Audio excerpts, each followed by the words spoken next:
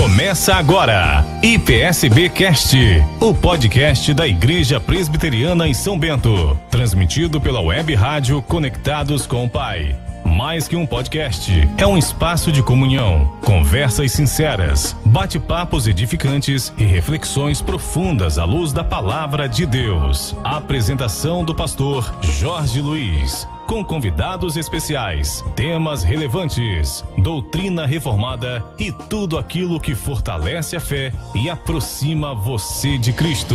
Reformados, hora de aprender mais sobre a Escritura Sagrada. Está no ar o IPSB Cast.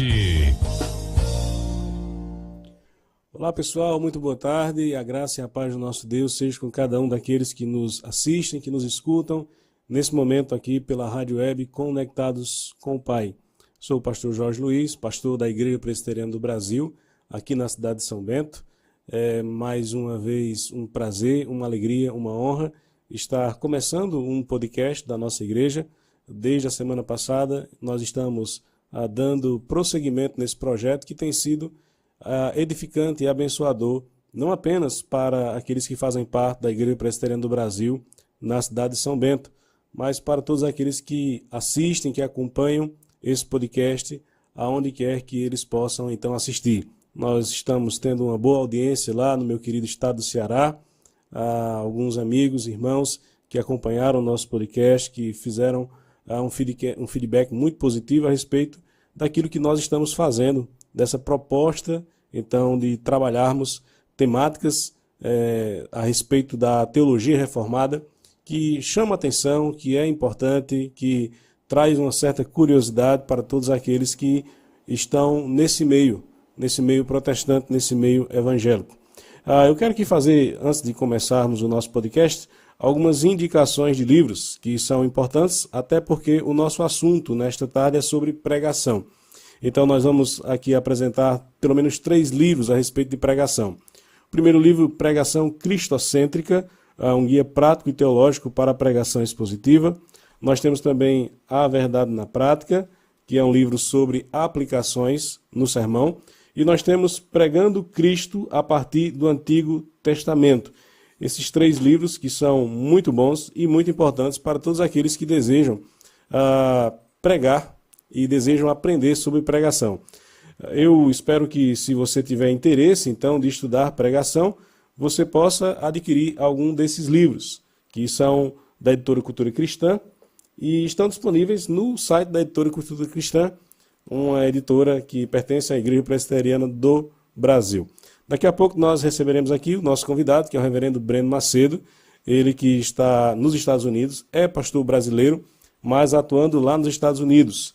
E ele vai falar conosco sobre pregação da palavra. Ele também já foi professor de pregação lá no Seminário Teológico do Nordeste, em Teresina. Eu quero aqui fazer a leitura de um texto da Palavra de Deus, Lucas capítulo 24, verso número 32, que nos diz assim: E disseram um ao outro, porventura não nos ardia o coração quando ele pelo caminho nos falava, quando nos expunha as Escrituras? Esse é um texto muito conhecido do Evangelho de Lucas, quando 2 discípulos estão a caminho de um lugar chamado Emaús, e eles estão conversando sobre tudo que aconteceu a respeito da crucificação do Senhor Jesus.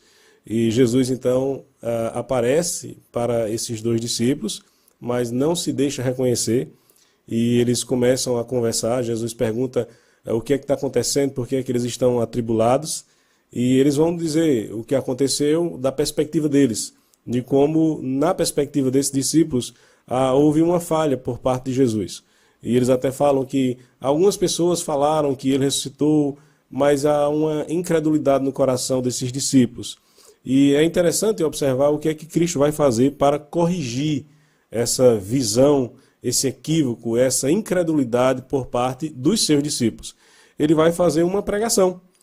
Conforme nos mostra o versículo número 27, ele diz: E começando por Moisés, discorrendo por todos os profetas, expunha-lhes o que a seu respeito constava em todas as Escrituras. Depois, no verso 32, nós temos então essa afirmação dos discípulos, que o coração deles ardia quando o Senhor estava expondo as Escrituras. E o que é mais interessante nesse texto é que no verso 31, é dito que os olhos deles se abriram, eles então reconheceram o Senhor Jesus, mas que ele desapareceu. E o que mais impressionou os discípulos não foi o ato de Jesus se fazer reconhecido por eles e desaparecer. O que realmente chamou a atenção, o que modificou o coração deles foi a pregação. E é isso que eles disseram, o nosso coração ardia, enquanto ele estava expondo as Escrituras. A exposição bíblica é o que de fato muda, é o que de fato transforma vidas. E nós temos essa perspectiva hoje no Brasil de que as pessoas estão entendendo que o que muda corações, o que muda vidas é a pregação da palavra. E para falar sobre pregação da palavra, nós temos a alegria de receber hoje um convidado muito especial, diretamente dos Estados Unidos, mas ele é pernambucano, ele é nordestino, Reverendo Brandon Macedo. Reverendo, boa tarde, seja bem-vindo. Um prazer e uma alegria recebê-lo em nosso podcast. Reverendo Luiz, muito obrigado, rapaz. Prazer é todo meu, obrigado pelo convite, tá certo? E estar aqui com vocês, especialmente para falar de um assunto tão caro, tão querido para a Igreja do Senhor Jesus Cristo, para o próprio Senhor, né, que é a pregação. Pregação do seu Evangelho, pregação da sua Santa Palavra. Então esse é um assunto, né, que precisa ser muito caro aos nossos corações, porque faz parte da essência da Igreja do Senhor Jesus Cristo, né? Muito bem. Reverendo, eu queria que o senhor se apresentasse para aqueles que não o conhecem. O Reverendo Breno, ele, como eu disse, ele é nordestino, é de Pernambuco, lá da cidade de Recife. Acredito que gosta muito de cuscuz, mas está hoje no frio, lá nos Estados Unidos, e sem cuscuz. Rapaz, sem cuscuz não, graças à maravilha da Amazon, né? A Amazon é uma maravilha, rapaz. Com a Amazon cuscuz a gente tem até aqui. E cuscuz com salsicha, né? Tem a minha esposa gosta muito do cuscuz com leite de coco, e a gente continua fazendo, né? Passamos aí de geração em geração o costume do cuscuz, mas eu sou mais do cuscuz seco, com manteiga e com salsicha, né? Rapaz, graças a Deus nós temos isso por aqui. Ah, que bênção. O senhor está pastoreando nos Estados Unidos já há algum tempo. Há quantos anos o senhor está aí? Pois é, eu pastoreio aqui a igreja independente, né? Igreja Independente Reformada do Messias, né? Messiah's Independent Reformed Church, na cidade de Holland, aqui em Michigan. E eu estou aqui há 8 anos. Né? Esse agora é meu 8º ano servindo a noiva do Senhor Jesus Cristo aqui em Holland. Nessa região aqui, o que não falta é a igreja reformada. Então, no que diz respeito à pregação, tem muita. Né? Entretanto, o que a gente percebe também, já com o avançar aí das diferentes agendas, né? A agenda liberal, a agenda woke, né? Pregação termina tendo todos os... Eu costumo dizer que pregação, não somente no Brasil, mas aqui nos Estados Unidos é que nem uma lojinha de sorvete. Tem para todo gosto, né? Tem sabor para todo mundo. Entendi. O senhor foi professor no Seminário Teológico do Nordeste em Teresina, justamente na área de pregação. E essa é uma área que me interessa muito, inclusive a minha monografia foi sobre pregação, o advento da pregação humanista, que infelizmente é muito presente em nosso meio. Acredito que também nos Estados Unidos ocorre esse tipo de pregação, que é voltada para o homem, que diz respeito simplesmente àquilo que o homem quer ouvir, não aquilo que o homem precisa ouvir. Mas eu queria que o senhor, reverendo, como entende muito bem da área de pregação, nos falasse sobre os modelos, os tipos de pregação, os bíblicos, não os que não são bíblicos, os tipos de modelos bíblicos de pregação. Excelente pergunta. Eu diria, reverendo, que pregação bíblica ou pregação, modelo de pregação de acordo com a Escritura, é aquela que segue o padrão apostólico. Né? Ou a gente poderia classificar o padrão profético apostólico. Né?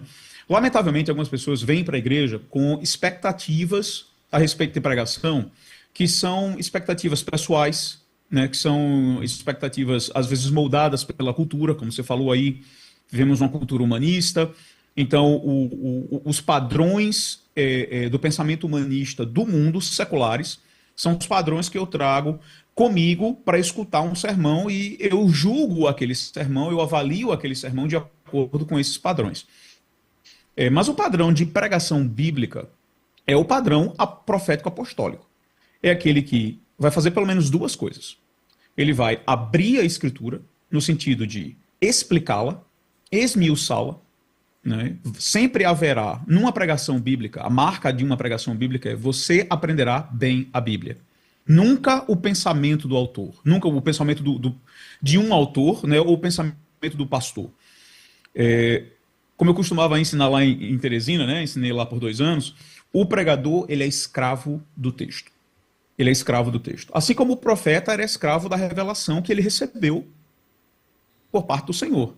Ele tinha que se limitar àquela pregação. A mesma coisa, então, se aplica à pregação hoje, né? Aquilo que um ouvinte deve esperar quando chega na igreja.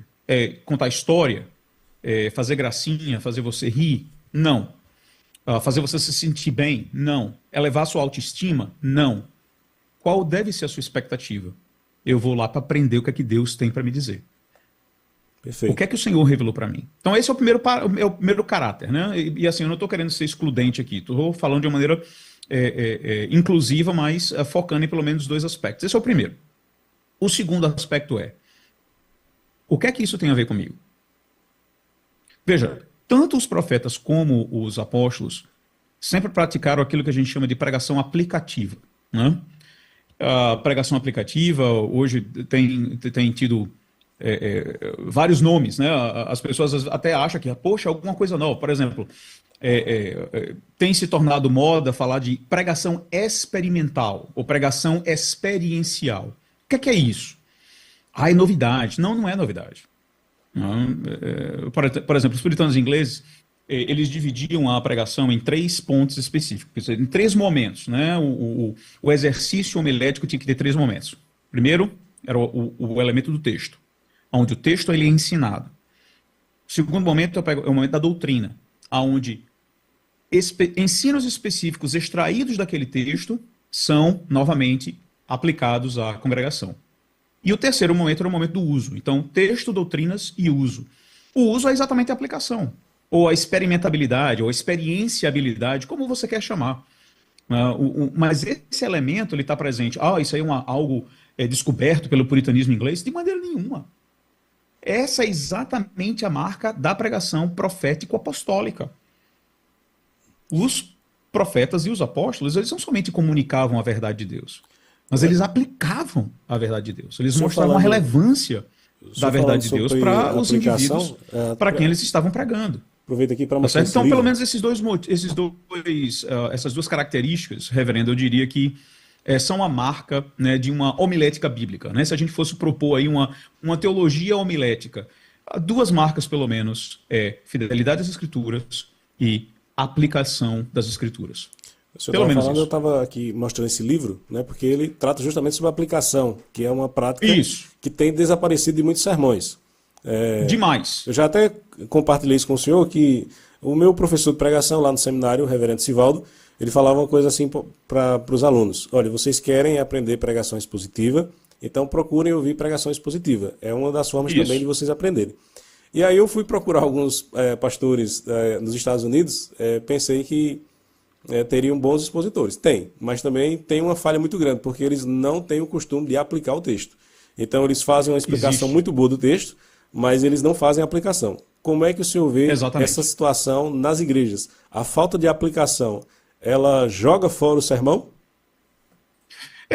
Quando o sermão vira algo somente didático, somente instrutivo e não transformativo, como é, de fato, o objetivo da palavra, veja, desde o momento da criação, o Senhor já coloca para a gente um padrão do que é que a sua palavra faz. A sua palavra cria. Né? A palavra de Deus, ela tem um poder criacional, um poder criador. Essa mesma palavra de Deus que criou o mundo em 6 dias e em tudo muito bom, é a mesma palavra que está efetivamente sendo proclamada do púlpito quando a Escritura Sagrada é pregada com fidelidade. É a mesma palavra. Essa mesma palavra vai criar. Criar o quê? Criar novos homens e mulheres à imagem de Cristo. É uma nova criação. Os apóstolos colocam a nossa nova vida no Senhor Jesus Cristo como se a gente fosse novas criaturas. É uma nova obra criacional de Deus em nossa vida. E ele faz isso pela Escritura e pela pregação da palavra. Quando a aplicação, quando um sermão está destituído de aplicação, esse elemento transformativo também está destituído do sermão. O pregador está propositadamente retirando esse elemento. Veja, existe aqui nos Estados Unidos uma escola chamada, não é uma escola ou instituição, não é uma escola de pensamento. Ainda existe, né? Ela foi muito prolífera nos anos 80 e 90, não é mais, mas ainda existe, que é chamada de pregação histórico-redentiva. Aqueles que abraçam essa escola, eles entendem que a pregação tem que ser destituída de aplicação. Que não é tarefa do pregador aplicar a Escritura. Eles têm essa convicção bíblica, por assim dizer, de que a aplicação ela não faz parte do exercício homilético, ela não faz parte do sermão. Por quê? Eles vão justificar dizendo porque é o Espírito quem aplica, não somos nós. Nós não aplicamos. E aí você vai ter, inclusive, membros de igreja que vão se opor à aplicação no sermão, eles vão se sentir extremamente desconfortáveis, né, se as aplicações não forem algo bem superficial, quando a aplicação ela é pessoal, particular, colocando aí em termos nordestinos, né, quando a gente mete o dedo na ferida enquanto pregador, quando isso acontece, esses ouvintes, esses membros de igreja vão se sentir acuados, vão dizer que a pregação, o pastor está abusando da congregação espiritualmente, está impondo a sua verdade, está impondo o seu pensamento, quando na verdade tudo que o pregador está fazendo é aplicando a casos específicos o princípio bíblico que foi exposto do púlpito. Então, só me detendo de maneira específica a sua pergunta. Existe esse tipo de pregação? Existe. Pregação histórico-redentiva, existe literatura farta defendendo esse tipo de prática homilética dos púlpitos. Entretanto, o meu desafio para qualquer um que diga que a aplicação não tem espaço no púlpito, essa não é a tarefa do pregador, que justifique, então, a prática profético-apostólica da pregação da Escritura. E é isso que eu nunca vi nenhum texto, ninguém que defende que a aplicação não tem lugar no púlpito, né, de que, não, basta você ensinar a Bíblia, basta você me ensinar o sentido do texto, você não precisa aplicar para mim.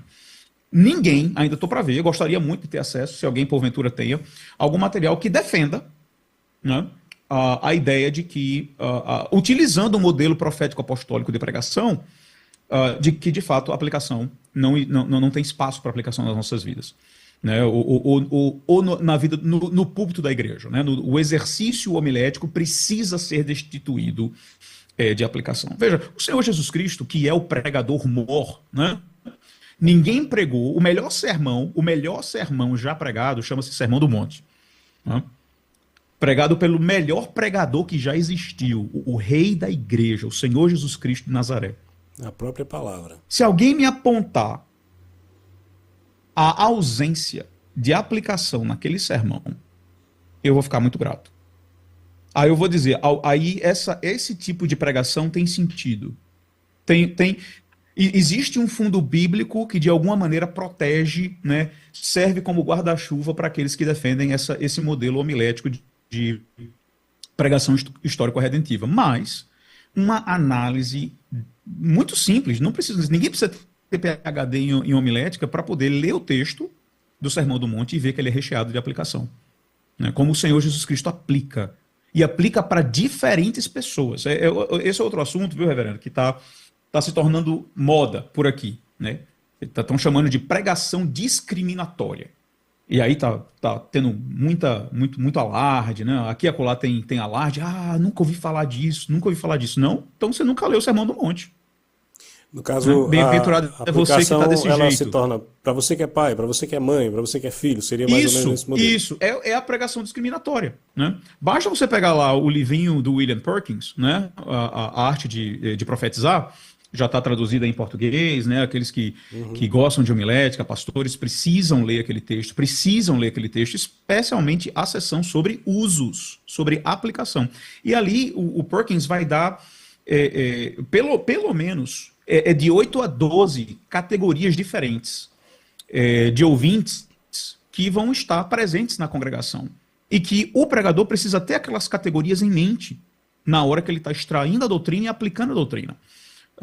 Para que a aplicação seja feita de maneira efetiva. Né? Mas, mais uma vez, foi William Perkins, o puritano inglês, que criou essa história? Não. Basta você ler o modelo profético apostólico de pregação. Se a sua pregação é moldada pela uma homilética bíblica, então ela vai ter aplicação e a aplicação vai ser discriminatória. O senhor falou aí sobre alguns imaginarem que essa é uma função do Espírito Santo, a questão da aplicação. Às vezes também eu vejo uma crítica com relação à própria estrutura homilética do sermão. Muitos vão dizer que não é necessário ter uma estrutura homilética, que é um erro, e que se você faz isso, você também, de certa forma, está atrapalhando o Espírito Santo nessa função dentro da pregação da palavra. E como é que o senhor vê essa crítica à estrutura homilética? Rapaz, duas respostas. Assim, a crítica é lamentável, né? Primeiro porque ela carece de base, né? A gente vive hoje numa época, aliás, não é luxo da nossa época, reverendo. Mas as pessoas elas gostam de fazer afirmações sem fundamento, né? E cabe a nós dizer assim, beleza, você pode afirmar isso, baseado em quê? Qual é o seu padrão? Você está tirando isso de onde?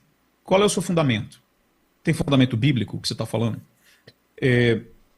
Veja, quando a gente pensa, né, na questão da aplicação e mais uma vez, quando a gente foca no modelo profético apostólico de pregação e a gente usa esse modelo profético apostólico para guiar a nossa própria homilética, né, esse é o meu primeiro argumento nesse sentido, de uma estrutura homilética para o sermão. A gente vai estar extremamente amparado, tanto no exemplo profético como no exemplo apostólico, da necessidade ou da utilização de uma estrutura racional, uma estrutura lógica para o discurso sacro. Né? Basta você, por exemplo, pegar o sermão de Paulo lá no Areópago. Aí alguém vai dizer, mas aquilo não era um sermão, era um discurso. Tranquilo, tudo bem. Se você não quer considerar como sermão, não é fundamental para o meu argumento. O meu argumento é que aquele discurso, se você quer chamar de discurso, aquele discurso é apostólico. E por ser apostólico e por ser um claro exemplo de pregação do evangelho, de anúncio do evangelho para um povo pagão, ele precisa instruir o meu exercício homilético. Né? Então esse é o primeiro argumento. O exemplo apostólico, o profético apostólico, é recheado de exemplo de estrutura lógica, do início ao fim de um discurso.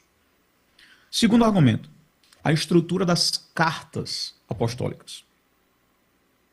Veja, é conhecimento comum de todos aqueles que estudam o princípio regulador do culto, história do culto, de que o padrão do culto da igreja primitiva, da igreja apostólica, era, dentro desse padrão, existia a leitura dessas cartas. Né? Em outras palavras, o momento do sermão, então, aqueles que estudam história da história do culto, vão concordar de maneira avassaladora de que parte do momento do culto era a leitura de uma carta apostólica. Então, por exemplo, quando os crentes de Efésios, lá em Éfeso, né, se reuniam para o culto público, eles pegavam a carta de Paulo e eles liam a carta. Ora, se a carta era lida e explicada, a própria carta serve como arcabouço e como uma estrutura de discurso que era praticada na igreja primitiva. Então, a própria estrutura da carta já serve como argumento, já demonstra a necessidade, se aquilo era o que a igreja primitiva utilizava, né? E mais uma vez existe consenso entre os historiadores do culto nesse sentido. Então, fugir desse padrão é que está fora da linha, é que está fora do curso, fora da curva. Dizer, não, a gente não precisa, não, uma estrutura homilética para o sermão, ela atrapalha o espírito, ela engessa o pregador. Cara, você está fora da curva. Não engessou a igreja apostólica lá atrás. Por que vai engessar agora? Terceiro argumento. A maneira com a qual Deus nos criou. Veja, toda homilética vai ser informada por antropologia bíblica. Não existe boa homilética que não seja informada por antropologia bíblica. Como assim? Ora, o que é homilética? Não é a comunicação oral, a comunicação verbal das verdades eternas divinas para um grupo de ouvintes? Ora, nesse sentido, eu preciso considerar o meu ouvinte. Não é somente a comunicação da mensagem, mas é como a mensagem vai ser ouvida, vai ser absorvida, vai ser interpretada. Se eu preciso considerar como a verdade vai ser interpretada, eu preciso entender como é que a mente humana funciona. Eu preciso entender como é que Deus fez o homem. E é aí aonde retórica clássica entra para a nossa ajuda. Ou seja, Agostinho foi o mestre nisso, né? Agostinho é o pai da estrutura clássica homilética de qualquer sermão. Ele é o pai daqueles que introduziram retórica clássica ao exercício, ao labor homilético. Exatamente porque Agostinho entendia a necessidade de entender, de computar as faculdades mentais, como as pessoas absorvem conhecimento para o exercício homilético. Ora, a nossa mente, ela foi criada de uma maneira sistemática. A nossa mente, ela opera de acordo com os princípios da lógica, com as leis da lógica. E se isso é verdade, então meu sermão, para ser comunicado com eficiência, precisa conversar, vou colocar dessa maneira, precisa conversar na mesma frequência que o meu cérebro, enquanto o ser humano opera. Ora, mais uma vez, se tudo isso é verdade, então, por necessidade, eu preciso de uma estrutura homilética no meu sermão para comunicar com clareza, com efetividade, aquilo que a palavra de Deus ensina para a congregação. Então, veja, essa negação, eu diria assim, eu posso colocar o quarto argumento, não um quarto argumento, é o ônus da prova. Aquele que diz que uma estrutura homilética em gesto sermão não é importante, ele que prove o seu caso. Ele que estabeleça o seu caso, né, com bons argumentos. Prove para a gente que isso é verdade. Né?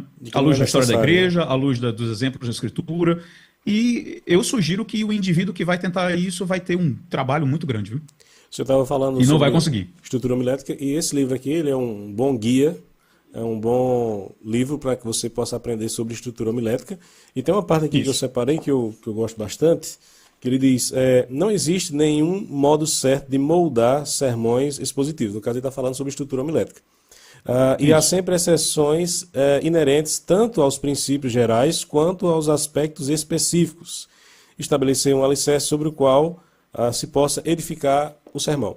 Então, aqui o que ele está querendo dizer, não existe um só modelo homilético para pregar, mas dentro disso é preciso respeitar alguns princípios. E é sobre os princípios que eu queria que o senhor falasse. Por quê?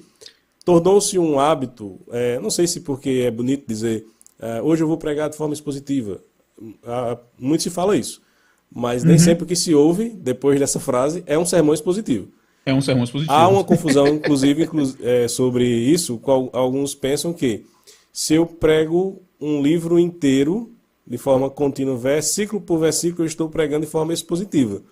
E nem sempre é uma exposição o que se vê dentro dessa estrutura. Com certeza. Então, eu queria que o senhor falasse sobre os princípios de uma pregação expositiva.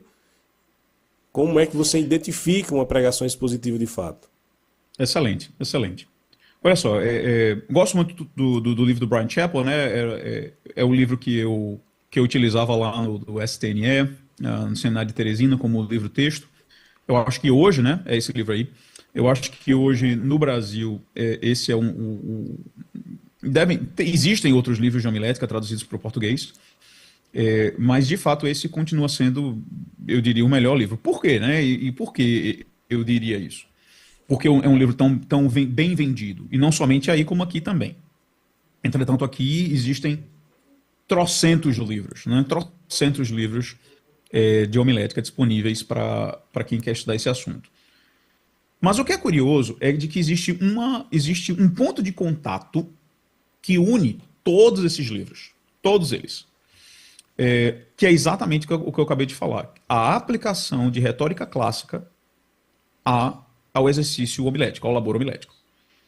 Isto é, a ideia de que eu preciso de uma estrutura, eu preciso de ordem, eu preciso de um ensino central, eu preciso de aplicações. Né? Então, quando a gente fala de elementos fundamentais, eu preciso apontar, né, você, reverendo, a mim mesmo e a quem está assistindo a gente, apontar lá para o livro de retórica clássica do Robert Louis Dabney, né? Eu acho que ninguém faz com tanta maestria o que ele faz nos capítulos 2 e 3 do seu livro, né? Eu estou até traduzindo esse material para utilizar com os alunos aí da FitRef. Porque nesses 2 capítulos, ele trata exatamente dessa sua pergunta. Ele estabelece quais são os princípios elementares, os princípios fundamentais. Quer dizer, a minha pregação, né, a pregação de Breno Macedo, não vai ser exatamente igual à pregação do reverendo Jorge Luiz. Mas, quando nós estivermos expondo o mesmo texto, respeitando a estrutura do texto, o que o pregador Breno e o pregador Jorge vão dizer vai ser muito semelhante. Por quê? 2 motivos. Primeiro, a Escritura só tem uma mensagem. Então, se eu pego um texto bíblico que o próprio reverendo Jorge está pregando, e a minha mensagem é uma e a mensagem do reverendo Jorge é outra, alguém está errado. Né? Alguém tá abordando o texto de uma maneira equivocada. E isso precisa ser revisto. Então, o ponto de contato, que obviamente, o texto e o princípio hermenêutico, né, o princípio interpretativo que a gente está utilizando, especificamente o modelo histórico gramatical de hermenêutica, não isoladamente, mas como um dos modelos, né, uma das ferramentas hermenêuticas, adicionando teologia da aliança, adicionando teologia bíblica, enfim. Mas utilizando esse elemento, a gente vai olhar para o texto da mesma maneira. E a gente vai compreender o texto de uma maneira muito semelhante, se não igual. Né? Então, daí a gente já tira um ponto de contato, né, do que é que há de se esperar. O que é uma pregação expositiva? Uma pregação expositiva é aquela que vai olhar para o texto utilizando as ferramentas adequadas para interpretá-lo. Não ferramentas aleatórias, não ferramentas arbitrárias, mas ferramentas específicas, como, por exemplo, o método histórico-gramatical de interpretação. Né? Mas um outro aspecto fundamental, né, que deve estar presente em qualquer sermão expositivo, dizer, rapaz, esse sermão foi expositivo, é quando, através da aplicação dessas ferramentas hermenêuticas, o ensino central do texto é comunicado para os ouvintes. Os ouvintes sabem sobre o que foi o sermão. Eles não vão entrar na igreja, veja, tem 2 tipos de ouvintes. Aqueles que entram na igreja e saem sem entender o que foi pregado. Eles dizem, o sermão foi excelente, cara, que sermão massa, sermão top. O que é que você lembra do sermão? Cara, você lembra das piadas, as ilustrações foram excelentes. Tá, mas o que é que você aprendeu com o sermão? Não sei. Quando essa pergunta, o que é que você aprendeu do sermão, é respondida dessa maneira, não sei, o sermão não foi expositivo.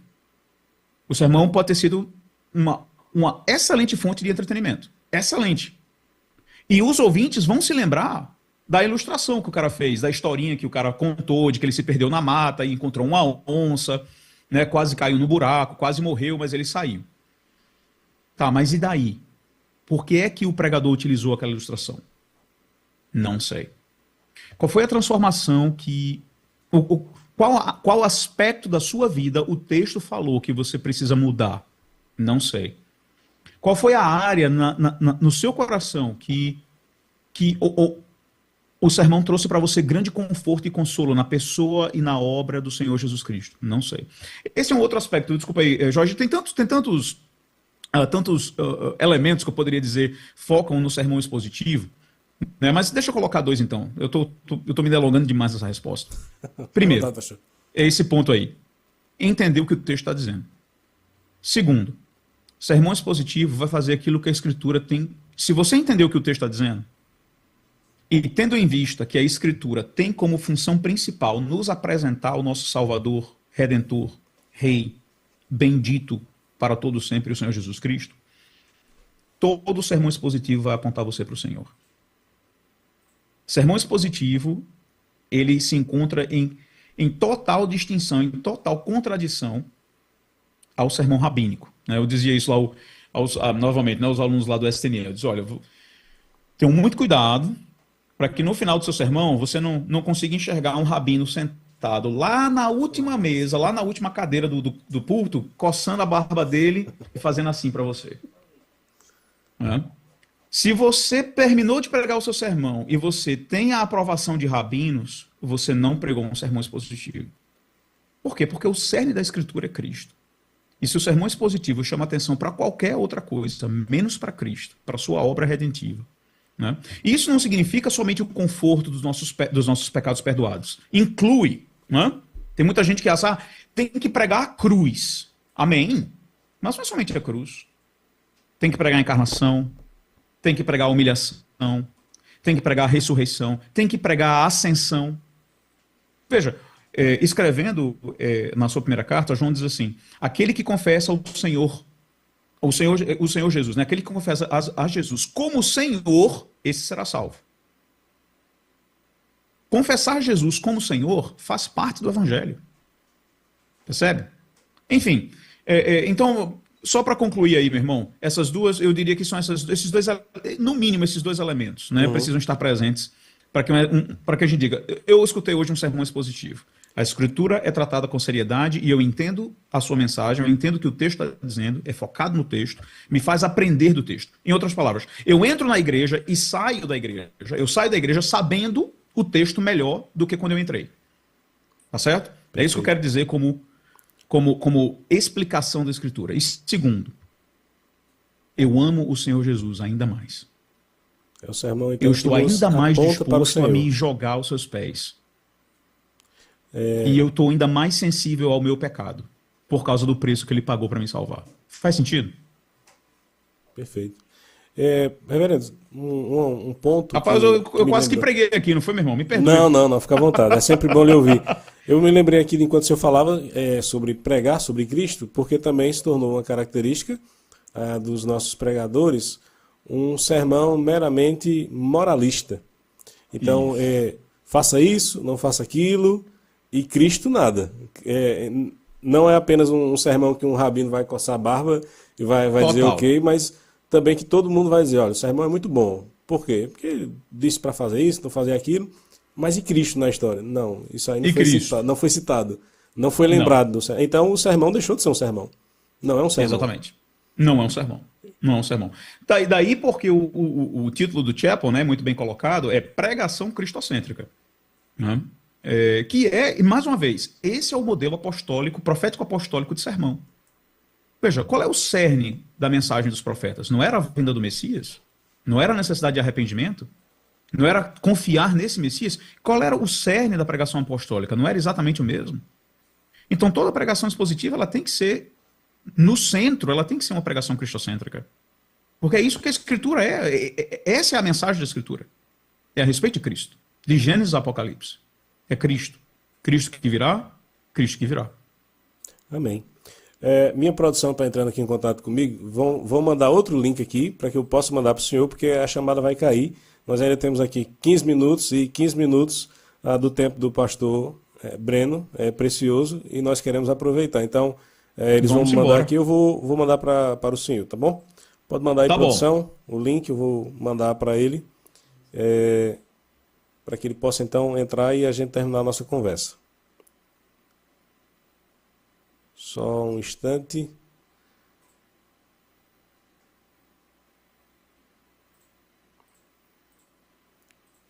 Aí aproveitar o pessoal que está nos ouvindo, lembrar dos nossos horários de culto. No domingo nós temos culto às 18h30 e nós temos escola bíblica dominical pela manhã às 9 horas da manhã. Na semana, na quarta-feira, nós temos reunião de oração e estudo bíblico. Então, se você quiser conhecer a nossa igreja, a Igreja Presbiteriana do Brasil, aqui na cidade de São Bento, nós estamos ali naquela rua que vai para o bairro da Areia Fina. E vai ser um prazer receber você em nosso meio. Vou aqui mandar o link para o pastor Breno, para que ele possa entrar e nós assim concluirmos a nossa conversa com ele sobre pregação expositiva, ou sobre pregação da palavra. O reverendo que tem sido professor nessa área já há muito tempo, foi professor em Teresina, no Seminário Teológico do Nordeste. Atualmente é professor também no FITHEF, a Faculdade Internacional de Teologia Reformada. Ele também ensina nesse seminário de forma online e tem sido certamente abençoador nesse sentido também como professor. É um excelente pregador, eu o acompanho semanalmente. Não é tão fácil de encontrar o sermão dele porque é só no Facebook. Então, se você não tem Facebook, você tem que fazer uma conta no Facebook para entrar lá na página da igreja e ouvi-lo pregando. Reverendo, o senhor está há 8 anos aí nos Estados Unidos. Agora, já partindo mais para um aspecto um pouco pessoal, a nossa conversa já está chegando ao final, porque às 4 horas encerra o nosso programa. Então, desde já eu já lhe faço um convite. Em algum momento nós vamos voltar em outro episódio para falarmos sobre a teologia reformada. Tudo bem? Oxe, vai ser bom demais. Pode contar comigo, meu irmão. Graças a Deus. Mandar aqui um abraço para um amigo nosso, reverendo Hernani Pereira, tá do Ceará. Foi seu aluno, meu pastor lá no Ceará, e foi seu aluno em Teresina. Também um abraço para o reverendo Tiago, lá em Patos, Terceira Igreja Presbiteriana de Patos. Também amado irmão, amado reverendo. Reverendo Neto, lá na Igreja Presbiteriana de Cajazeiras, foi também aluno do Seminário Teológico do Nordeste, Teresina. Acho que não foi da sua época. Reverendo Jorge, que também foi aluno do Seminário Teológico do Nordeste. São irmãos queridos que estão acompanhando o nosso podcast. Reverendo, qual o maior desafio que o senhor enxerga em ser um pastor brasileiro nos Estados Unidos? Existe uma questão cultural que lhe atrapalhe, questão da língua, ou eles recebem de forma muito respeitosa e muito amorosa o pastor, independente da nacionalidade dele? Eita, meu irmão, pois é. Olha só, eu acho que o grande desafio é você exemplificar o que você prega com a sua vida. Eu acho que esse é o grande desafio de qualquer pregador. Tanto que não existe, veja coisa interessante, reverendo.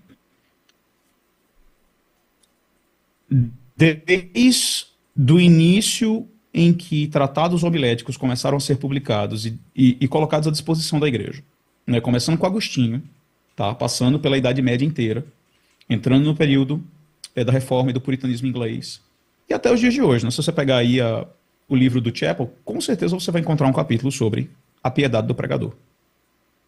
A piedade do pregador.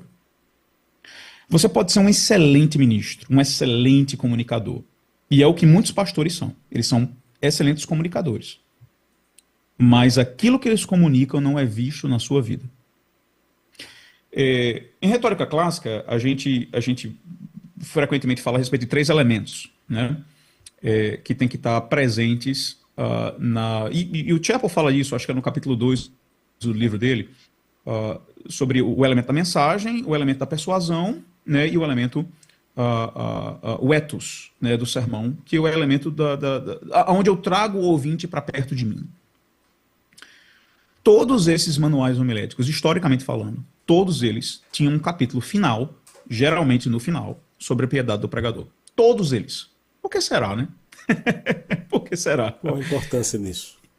Exatamente. E eu acho que o motivo é por causa daquilo que a gente encontra na conversa entre Paulo e os presbíteros de Éfeso na sua saída, né, na sua partida, lá no livro de Atos, que ele diz assim: vocês lembram o quanto eu trabalhei no meio de vocês com lágrimas e sofrimento. Lágrimas e sofrimento. O que Paulo está dizendo ali? Paulo está dizendo que o meu ministério no meio de vocês não se deteve em simplesmente comunicação intelectual de verdades. Tudo que eu falei para vocês foi verdade. Mas foi verdade que eu mostrei para vocês na pele. De maneira perfeita? Obviamente que não. Mas com sofrimentos e lágrimas eu ministrei no meio de vocês. Então eu acho que o grande desafio pastoral e o grande desafio para a pregação, não no nosso tempo, em todos os tempos, é encontrarmos pregadores que exibem com a sua vida a mensagem que eles pregam. Que exibem no seio da sua família a mensagem que eles pregam. Que exibem da maneira como eles lidam com as suas esposas a mensagem que eles pregam. Que exibe no momento que eles lidam com uma ovelha que está em pecado a mensagem que eles pregam. Esse é o desafio. Veja, eu diria que não é difícil, Jorge, não é difícil você se tornar, se você não é difícil você se tornar um bom comunicador. É muito fácil. O que não falta é curso de comunicação. O que é difícil é você unir a comunicação à piedade. Unir a comunicação à exibição na sua vida daquela comunicação.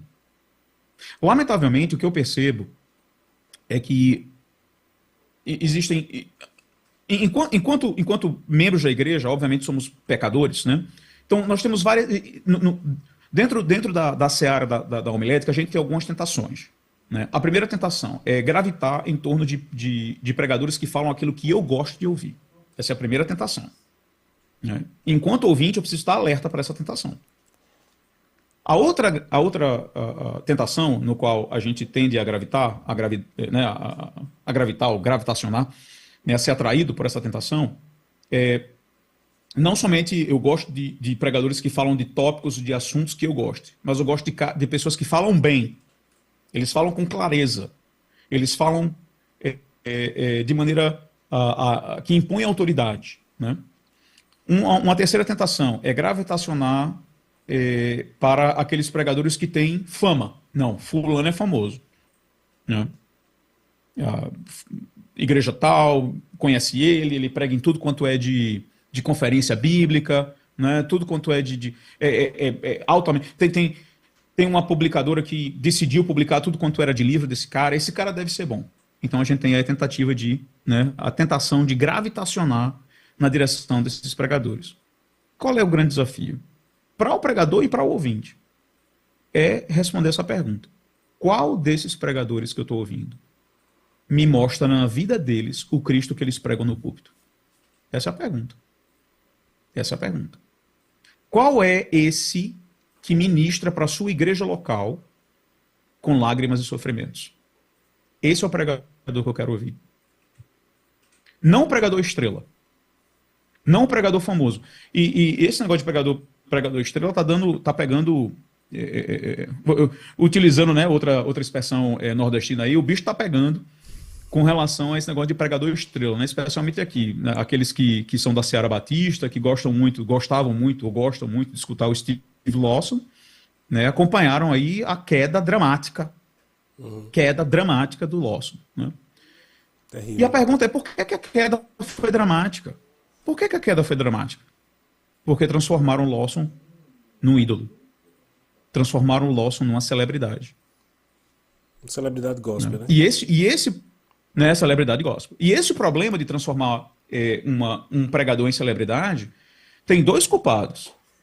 A culpa, primeiro, é do pregador que se permite ser colocado nessa posição ou que almeja essa posição e tenta cultivá-la. E é culpado também o crente que coloca o indivíduo nessa posição. Que fomenta, que alimenta esse título, esse status. Né? A começar dos membros da igreja local, que ao invés de prestigiarem, como a Bíblia manda, né, dar honra a quem é digno de honra, de prestigiar o pregador da igreja local, né, esses membros fazem questão de estar em conferência que acontece no dia A, B ou C, no período X, tem poupança reservada para estar naquela conferência, todo ano está lá. Mas com dificuldade frequenta os dois cultos da igreja, manhã e noite. E quando frequenta é para criticar o pregador. Né? Então veja, essa cultura, né? Desculpa, reverendo. A crítica é, você poderia ser como o pastor fulano de tal, ou poderia pregar como o pastor fulano de tal. Você poderia ser como fulano. Exatamente. Então veja, o desafio é pregação e piedade. O que eu prego é aquilo que é exibido na minha vida.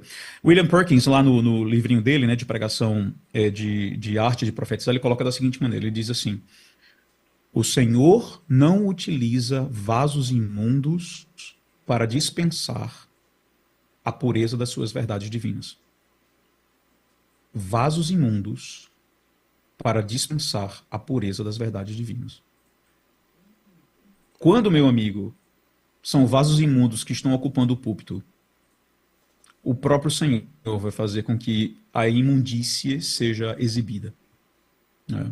Pode atrair muita gente, pode ser um excelente comunicador, mas se a verdade que é proclamada do púlpito, o Cristo, né, cheio de graça, né, cheio de bondade, cheio de perdão e misericórdia, mas essa graça, esse perdão, essa misericórdia, esse amor não é evidenciado na vida do pregador, aí nós temos um grande problema. Aí nós temos um grande problema. E esse é o grande desafio. Né? O grande desafio não é ser um comunicador competente. O grande desafio é fazer com que os sermões da gente sejam, como dizia John Bunyan, né? a gente precisa ser sermões ambulantes. O pregador precisa ser um sermão ambulante. Como assim? O que eu prego é evidenciado na minha vida. A minha vida é um púlpito aberto para todo mundo. Ninguém precisa vir para a igreja para me ouvir pregar. Amém. Basta conviver comigo. Basta perguntar ao meu filho quem é seu pai. Basta perguntar à minha esposa quem é o seu marido. O evangelho está ali, pregado dentro de casa. E perguntar às ovelhas. Quem é esse pastor? É alguém próximo? É alguém que sofre com você com lágrimas? Como fez o apóstolo Paulo lá em Efésios? Lá em Éfeso, né? Ou é um cara distante, né? Ou é somente o pregador estrela, né? Que você vê, vou colocar aqui, é o pregador estrela cadente, né? Ele só passa uma vez em cada 7 dias. E some. Você vê lá no púlpito e acabou. Você vê daí, domingo, passa de novo. É o pregador cometa, né? Cada 7 dias ele passa lá, você vê, brilha, né? Bate palma. Mas os outros dias não existe contato, né? Bom, como vocês Desculpa estão aí, meu vendo... irmão. Vamos parar por aqui que o seu tempo está acabando. Vocês viram aqui, irmãos, o nosso reverendo Breno, nosso amigo, tem muito a nos ensinar. É muito bom conversar com ele, muito bom aprender com ele. É por isso que eu já fiz um convite, já fiz ao vivo, que é para ele não poder negar. Mas ele não nega, não. Se Deus quiser, a gente vai conversar de novo e vamos falar mais sobre esse assunto de pregação, porque ele é um assunto vasto. Tem muita coisa ainda para falar sobre esse assunto e que nós certamente vamos tratar em uma próxima oportunidade. Reverendo, muito obrigado. Que Deus abençoe o seu ministério aí nos Estados Unidos. Espero que o senhor um dia venha a São Bento, quem sabe, aqui na capital mundial das redes, é assim que nós a chamamos. O senhor venha comprar uma boa rede para levar para os Estados Unidos. Sua palavra final, sua despedida para os nossos irmãos e ouvintes do nosso podcast. Meu querido, fica só o agradecimento, reverendo, rogando as bênçãos, né, do Senhor ao seu ministério, aí na Paraíba, irmãos queridos demais, né? Para todo pernambucano entende que o paraibano é seu primo, né? Então, muito amor e muito carinho pelo estado da Paraíba e pelos meus irmãos em Cristo paraibanos. Desejo de um dia, né, bater aí é muito grande. E não somente para comprar rede, né, mas comer um bodinho com cuscuz, se Deus quiser. Faz bem. Rapaz. Mas, meu irmão, obrigado pelo convite. É bom demais, reverendo, bater esse papo com você aqui sobre um assunto tão caro para a gente, né, um assunto tão querido, tão importante, como você falou, difícil de esgotar.